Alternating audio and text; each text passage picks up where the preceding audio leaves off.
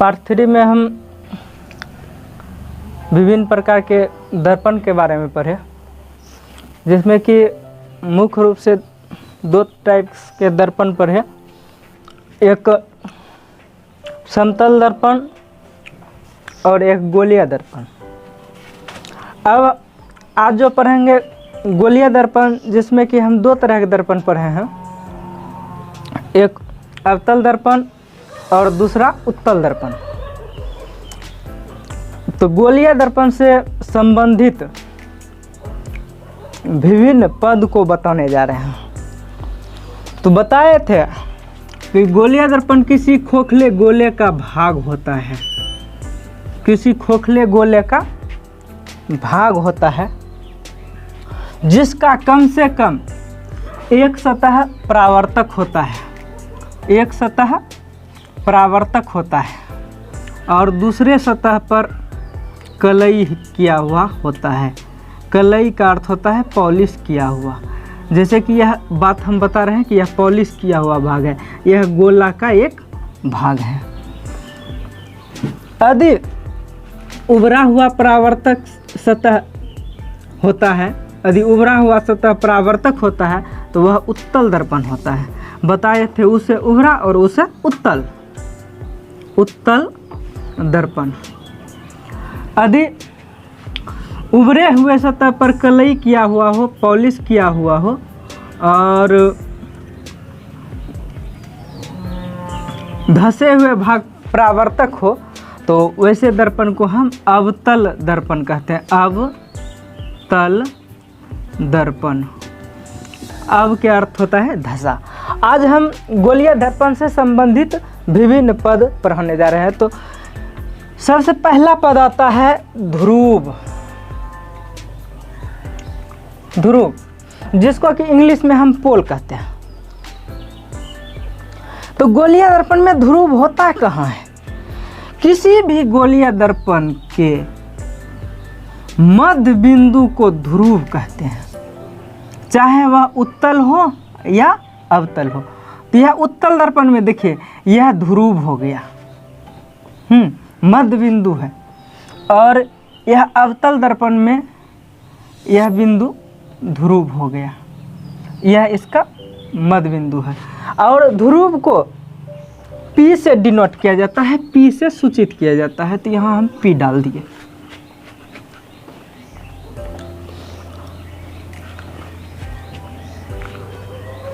ध्रुव के बाद आता है वक्रता केंद्र।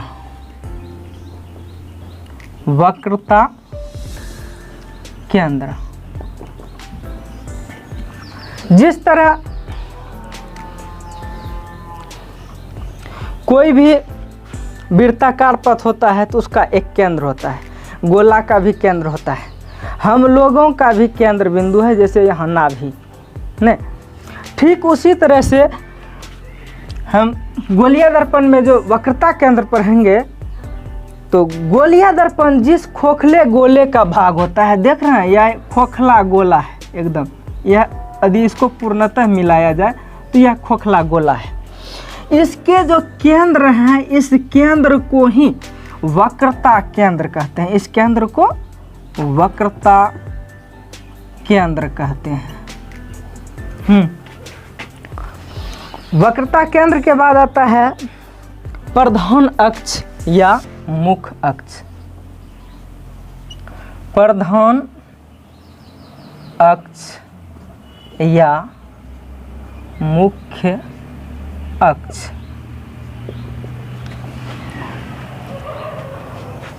ध्रुव P और वक्रता केंद्र को मिलाने वाली काल्पनिक रेखा, यह काल्पनिक रेखा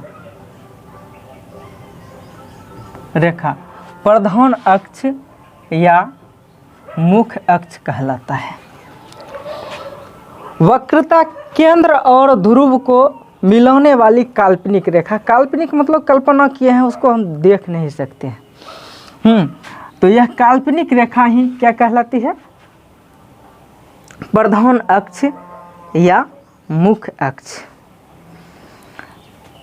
अब इसी में आता है फोकस दूरी, फोकस बिंदु, सॉरी, फोकस बिंदु बहुत इंपॉर्टेंट है, फोकस बिंदु। अब देखिए किसी भी गोलीय दर्पण में चाहे उत्तल हो दर्पण या अवतल हो, जैसे यह अवतल दर्पण हो गया, और यह एक उत्तल दर्पण का भाग हो गया, उत्तल दर्पण का भाग हो गया। तो ध्रुव और यह प्रधान अक्ष। तो फोकस बिंदु को इस तरह से हम परिभाषित करेंगे,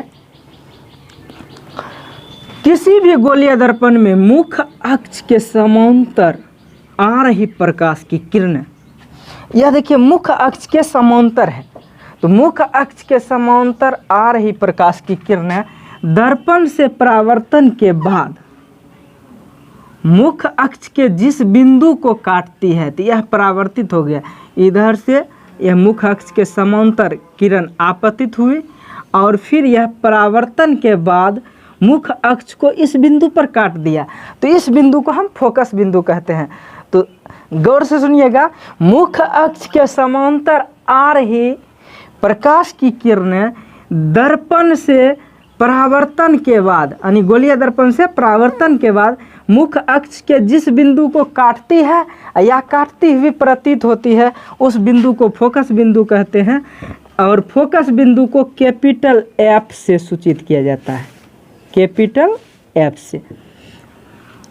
तो अवतल दर्पण में काटती है और उत्तल दर्पण में देखिए क्या होता है, तो इसमें भी यह प्रधान अक्ष हो गया, यह ध्रुव हो गया। तो मुख्य अक्ष के समांतर यह किरण आ रही है, मुख्य अक्ष के समांतर यह किरण आ रही है, और फिर यह दर्पण से परावर्तन होने के बाद इस दिशा में चली जाती है। और यहाँ से अब जब देखते हैं तो लगता है यह काटती हुई प्रतीत हो रही है इस बिंदु को, तो इस बिंदु को हम फोकस बिंदु कहेंगे। अर्थात यहाँ से जब हम नेत्र लगा देंगे तो हमको पता चल जाएगा कि यहीं पर कट रहा है, तो इसलिए इस बिंदु को हम फोकस बिंदु कहेंगे। फोकस बिंदु जानने के बाद आगे का पॉइंट आता है फोकस दूरी, फोकस दूरी।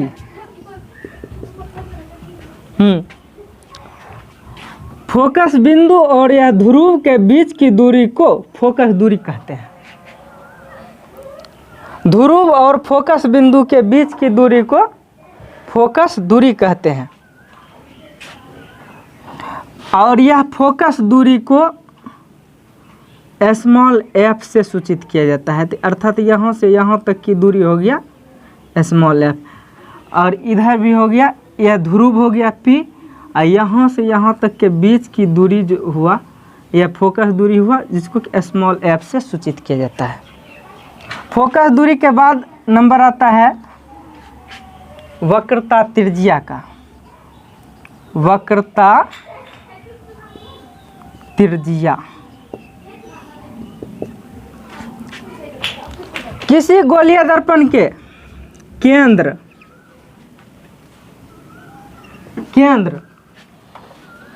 और ध्रुव के बीच की दूरी वक्रता त्रिज्या कहलाती है।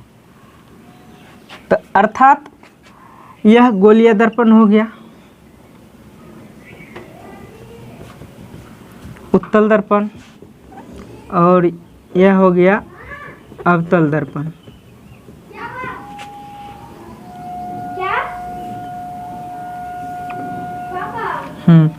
तो यह फोकस बिंदु एफ और ये वक्रता केंद्र सी। तो यहाँ से वक्रता ध्रुव और यह वक्रता केंद्र के बीच की दूरी को कहते हैं वक्रता त्रिज्या। अर्थात इसको जब यहाँ से ऐसे घुमाएंगे तो यह एक गोला बना देगा। तो वक्रता त्रिज्या को कैपिटल आर से सूचित किया जाता है, तो हम इसको दिखा रहे हैं आपको कैपिटल आर। इधर भी वही होगा, यह ध्रुव फोकस बिंदु और यह वक्रता केंद्र सी। तो ध्रुव और यह वक्रता केंद्र के बीच की दूरी कहलाती है वक्रता त्रिज्या, जिसको कि r से सूचित किया जाता है। इस वीडियो में हम गोलीय दर्पण से विभिन्न पद को जान गए। आगे हम गोलीय दर्पण में विभिन्न प्रकार के किरण आरेख, यानी किस दिशा से हम दर्पण पर किरण को आपतित करेंगे तो किरण की प्रकृति कैसी होगी, यह सब हम आगे के वीडियो में देखेंगे। इसी के साथ